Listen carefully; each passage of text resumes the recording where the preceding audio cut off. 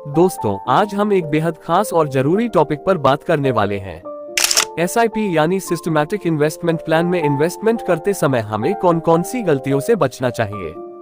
अगर आप भी SIP करने के लिए सोच रहे हैं और इसके लिए योजना बना रहे हैं, तो ये वीडियो आपके लिए है। क्या आप जानना चाहते हैं कि SIP करते समय किन किन बातों का ध्यान रखना चाहिए ताकि आप बाद में किसी मुसीबत में न फंसे। इस वीडियो में हम आपको विस्तार से बताएंगे कि कैसे आप सही डिसीजन ले सकते हैं और फाइनेंशियली सुरक्षित रह सकते हैं। हम आपको बताएंगे कैसे अपने इन्वेस्टमेंट ऑब्जेक्टिव को समझना है, अपने रिस्क प्रोफाइल का आकलन करना है और कैसे फंड्स चार्जेस की जांच करनी है। ये जानकारी आपके लिए बेहद फायदेमंद साबित होगी। हम चर्चा करेंगे कि किस तरह से सही SIP प्लान का चुनाव करें, ब्याज दरें कैसे समझें, अपने बजट का सही आकलन करें और SIP करने के लिए क्या क्या स्टेप्स जरूरी होते हैं। इसके अलावा हम कुछ टिप्स भी शेयर करेंगे जिससे आपको SIP करने में आसानी हो सके। तो फ्रेंड्स, वीडियो अंत तक जरूर देखें क्योंकि इसमें हम आपको वो सारी जानकारी देंगे जो आपके लिए जानना बेहद जरूरी है। चलिए शुरू करते हैं और जानते हैं SIP की पूरी कहानी। Number 1, इनएडिक्वेट research. SIP में इन्वेस्टमेंट करना एक अच्छा तरीका हो सकता है, लेकिन अक्सर लोग इसमें कुछ आम गलतियां कर देते हैं। उनमें से एक सबसे बड़ी गलती है बिना प्रॉपर रिसर्च के SIP में पैसा लगाना।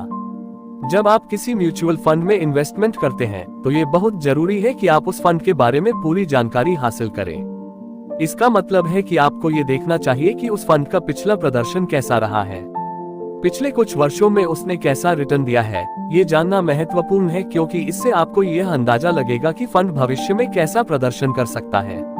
इसके अलावा फंड मैनेजर का ट्रैक रिकॉर्ड भी देखना जरूरी है। फंड मैनेजर वह व्यक्ति होता है जो आपके पैसे को इन्वेस्ट करता है और उसे बढ़ाने की कोशिश करता है। अगर फंड मैनेजर का ट्रैक रिकॉर्ड अच्छा नहीं है तो हो सकता है कि आपका इन्वेस्टमेंट भी अच्छा ना हो। इसलिए आपको ये देखना चाहिए कि फंड मैनेजर ने पहले किस तरह के फंड्स को मैनेज किया है और उनमें कितना रिटर्न दिया है। इन्वेस्टमेंट स्ट्रैटेजी भी एक महत्वपूर्ण पहलू है। हर फंड की एक खास स्ट्रैटेजी होती है जिसके अनुसार वह इन्वेस्टमेंट करता है। कुछ फंड ज्यादा जोखिम लेते हैं और कुछ कम जोखिम वाले होते हैं। आपको ये समझना चाहिए कि उस फंड की इन्वेस्टमेंट स्ट्रैटेजी क्या है और क्या वह आपकी जोखिम लेने की क्षमता के अनुकूल है। व्यय अनुपात यानी एक्सपेंस रेशियोज भी ध्यान में रखने वाली बात है। ये वह शुल्क होता है जो फंड आपसे लेता है। अगर किसी फंड का एक्सपेंस रेशियोज बहुत ज्यादा है तो हो सकता है कि आपके रिटर्न पर इसका नकारात्मक प्रभाव पड़े। इसलिए आपको उन फंड्स में इन्वेस्टमेंट करना चाहिए जिनका एक्सपेंस रेशियोज कम हो। इन सब बातों को ध्यान में रखते हुए ही आपको किसी म्यूचुअल फंड में इन्वेस्टमेंट करना चाहिए। बिना उचित शोध के सिप में अंधाधुंध पैसा लगाने से आपको कम रिटर्न मिल सकता है। आपको ये समझना चाहिए कि इन्वेस्टमेंट एक लॉन्ग टर्म प्रोसेस है और इसमें धैर्य और सूझबूझ की आवश्यकता होती है। शोध करने का मतलब यह नहीं है कि आपको हर छोटी बड़ी चीज को विस्तार से जानना होगा, लेकिन यह जरूरी है कि आप मुख्य बातों पर ध्यान दें। फंड का पिछला प्रदर्शन, फंड मैनेजर का ट्रैक रिकॉर्ड, इन्वेस्टमेंट स्ट्रैटेजी और एक्सपेंस रेशियोज, ये 4 मुख्य बातें हैं जिन पर आपको जरूर ध्यान देना चाहिए। अगर आप इन बातों का ध्यान रखते हैं तो आप बेहतर निर्णय ले पाएंगे और आपका इन्वेस्टमेंट भी अधिक फायदेमंद साबित होगा। Number 2, financial goals. बिना स्पष्ट फाइनेंशियल गोल्स के इन्वेस्टमेंट करना नुकसानदेह हो सकता है। जब हमारे पास कोई स्पेशल गोल्स नहीं होता तो हम ये तय नहीं कर पाते कि हमें कितना अमाउंट इन्वेस्टमेंट करना चाहिए और कितने समय तक SIP करना चाहिए। इसलिए ये जानना बहुत महत्वपूर्ण है कि हम इन्वेस्टमेंट क्यों कर रहे हैं और हमारा फाइनेंशियल गोल्स क्या है। जब हम इन्वेस्टमेंट करना शुरू करते हैं तो हमें ये तय करना चाहिए कि हमारा उद्देश्य क्या है। क्या हम रिटायरमेंट के लिए बचत कर रहे हैं, या फिर अपने बच्चे की शिक्षा के लिए पैसे जमा कर रहे हैं, या हम अपने घर के लिए डाउन पेमेंट करना चाहते हैं। ये जानना महत्वपूर्ण है क्योंकि इससे हमें सही SIP चुनने और अपने इन्वेस्टमेंट के प्रति अनुशासित रहने में मदद मिलती है। मान लीजिए आपका गोल्स रिटायरमेंट के बाद के जीवन के लिए पैसे जमा करना है। इस स्थिति में आपको एक लंबी अवधि के SIP की आवश्यकता होगी जो आपको नियमित रूप से छोटी छोटी रकम जमा करने में मदद करेगा, जिससे समय के साथ एक बड़ा फंड बन सके। इसी तरह अगर आपका गोल्स आपके बच्चे की हाई एजुकेशन के लिए पैसे बचाना है तो आपको उस हिसाब से इन्वेस्टमेंट करना होगा ताकि जब आपका बच्चा कॉलेज जाने के लायक हो तब आपके पास पर्याप्त धन हो। अगर आप घर खरीदने के लिए डाउन पेमेंट के पैसे जमा करना चाहते हैं तो आपके SIP की अवधि और राशि उस हिसाब से होनी चाहिए। ये गोल्स थोड़े कम समय का हो सकता है, इसलिए आपके इन्वेस्टमेंट की स्ट्रैटेजी भी थोड़ी अलग हो सकती है।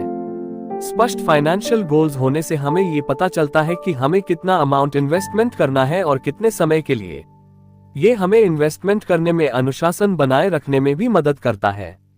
जब हमें पता होता है कि हमारा गोल्स क्या है, तो हम इन्वेस्टमेंट के प्रति ज्यादा गंभीर और प्रतिबद्ध होते हैं। इससे हम अपने खर्चों पर भी नियंत्रण रख पाते हैं और नियमित रूप से इन्वेस्टमेंट करते रहते हैं। इसके अलावा लक्ष्य आधारित इन्वेस्टमेंट से हमें ये भी फायदा होता है कि हम अपने इन्वेस्टमेंट को सही दिशा में ले जा सकते हैं। उदाहरण के लिए, अगर हमें पता है कि हमें 10 साल बाद एक बड़ी रकम की जरूरत है, तो हम उसी हिसाब से ऐसे SIP चुन सकते हैं जो हमें ज्यादा रिटर्न दे सके। वहीं अगर हमारा गोल्स थोड़े समय का है, तो हम सुरक्षित और स्थिर रिटर्न देने वाले SIP चुन सकते हैं। इस प्रकार स्पष्ट फाइनेंशियल गोल्स के साथ इन्वेस्टमेंट करना बहुत महत्वपूर्ण है। यह आपको न केवल सही SIP चुनने में मदद करेगा, बल्कि आपके इन्वेस्टमेंट के प्रति अनुशासन और प्रतिबद्धता भी बढ़ाएगा। इन्वेस्टमेंट के प्रति यह जागरूकता और सावधानी आपको भविष्य में फाइनेंशियल सिक्योरिटी की ओर ले जाएगी। Number 3, market timing. इन्वेस्टमेंट की दुनिया में SIP यानी सिस्टेमेटिक इन्वेस्टमेंट प्लान एक बहुत ही लोकप्रिय तरीका है। SIP के माध्यम से हम नियमित अंतराल पर एक निश्चित अमाउंट इन्वेस्टमेंट करते हैं। SIP का मुख्य उद्देश्य समय के साथ बाजार की अस्थिरता को संतुलित करना है। जब हम SIP के माध्यम से इन्वेस्टमेंट करते हैं, तो हम बाजार की ऊंचाइयों और नीचाइयों दोनों का फायदा उठाते हैं। इसका मतलब है कि बाजार में गिरावट के समय हम कम कीमत पर अधिक यूनिट्स खरीदते हैं और बाजार के बढ़ने पर अधिक मूल्य प्राप्त करते हैं। इस प्रक्रिया को ट्रांसफॉर्म करने का सबसे बड़ा फायदा यह है कि यह हमें औसत लागत पर लाभ कमाने में मदद करता है। लेकिन कुछ इन्वेस्टर्स मार्केट की अस्थिरता से डरकर SIP को शुरू या बंद करने का निर्णय लेते हैं। यह एक बड़ी गलती हो सकती है। मार्केट के छोटे मोटे उतार चढ़ाव के आधार पर SIP को रोकना या शुरू करना समय को सही ढंग से आंकने की कोशिश करना है, जो अधिकांश इन्वेस्टर्स के लिए मुश्किल होता है। मार्केट के छोटे मूवमेंट्स पर ध्यान केंद्रित करके हम अक्सर सही अवसरों को खो सकते हैं। मार्केट के समय को जानना और उसके अनुसार इन्वेस्टमेंट करना एक चुनौतीपूर्ण काम है। कई अनुभवी इन्वेस्टर्स और एक्सपर्ट भी मार्केट के समय का सटीक अनुमान नहीं लगा पाते हैं। यदि हम मार्केट की हर छोटी गिरावट से डरकर SIP बंद कर देते हैं और हर उछाल पर SIP शुरू करते हैं, तो हम बाजार के लॉन्ग टर्म बेनिफिट से वंचित रह सकते हैं।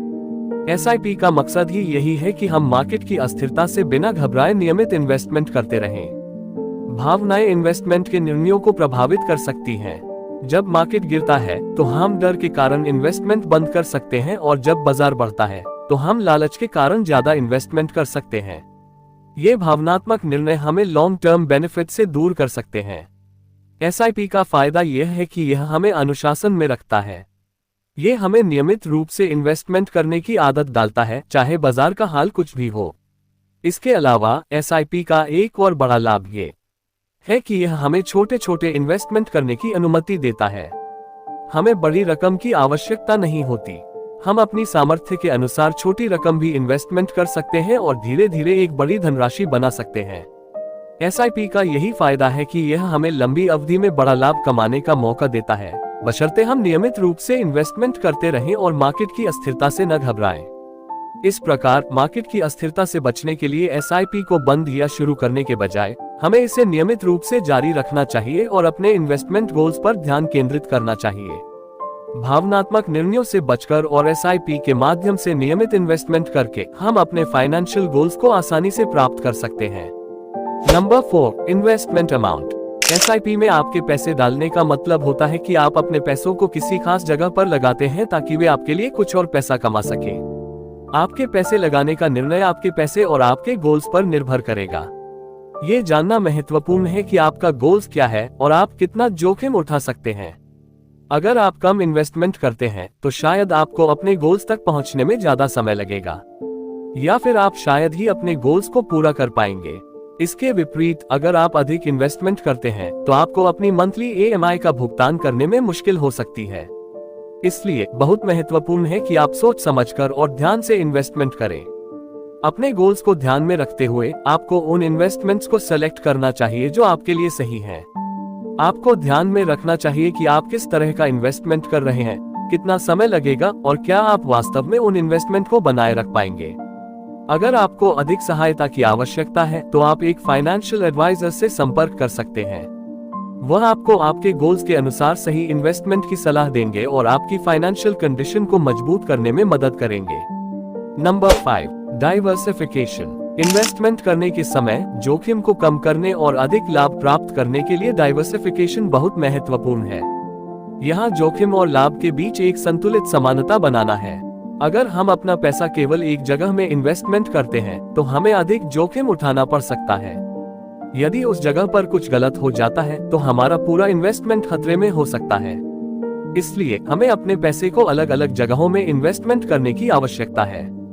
इससे हम अपने इन्वेस्टमेंट को सुरक्षित रख सकते हैं, लेकिन बहुत सारी जगहों में इन्वेस्टमेंट करने से हमारा रिटर्न कम हो सकता है।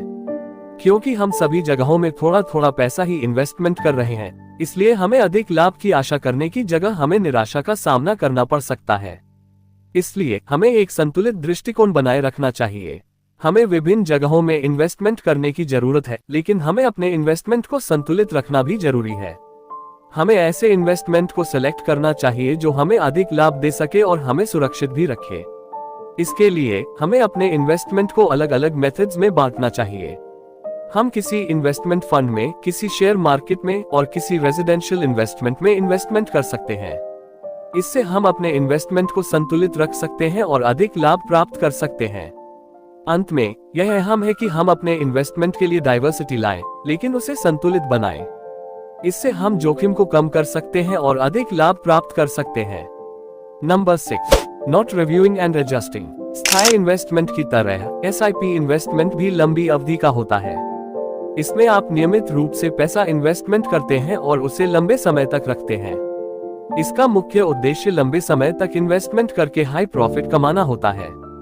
हालांकि कभी कभी आपको अपने इन्वेस्टमेंट की समीक्षा करने की आवश्यकता होती है। इसके पीछे कई कारण हो सकते हैं। आपकी फाइनेंशियल कंडीशन में बदलाव हो सकता है या फिर मार्केट में कोई अस्थिरता हो सकती है। ऐसे मामलों में आपको अपने इन्वेस्टमेंट में बदलाव करने की आवश्यकता हो सकती है। ये बदलाव करना आसान नहीं होता, क्योंकि यह आपके इन्वेस्टमेंट के लिए एक महत्वपूर्ण निर्णय होता है। इसके लिए आपको अपनी फाइनेंशियल कंडीशन, मार्केट की हालत और आपके इन्वेस्टमेंट के उद्देश्य को ध्यान में रखना होता है। इसके बाद ही आपको इन्वेस्टमेंट में बदलाव करना चाहिए। एडजस्टमेंट के माध्यम से आप अपने इन्वेस्टमेंट को रिव्यू कर सकते हैं और आवश्यकता अनुसार उन्हें बदल सकते हैं। यह आपके इन्वेस्टमेंट को स्वस्थ और सक्रिय बनाए रखने में मदद करता है। धन्यवाद।